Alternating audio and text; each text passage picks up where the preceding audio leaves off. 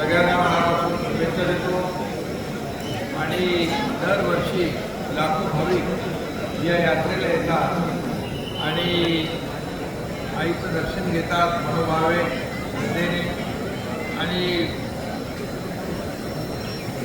नवसाला पावणारी देवी म्हणून या आईची ख्याती लांबवरतीच आहे.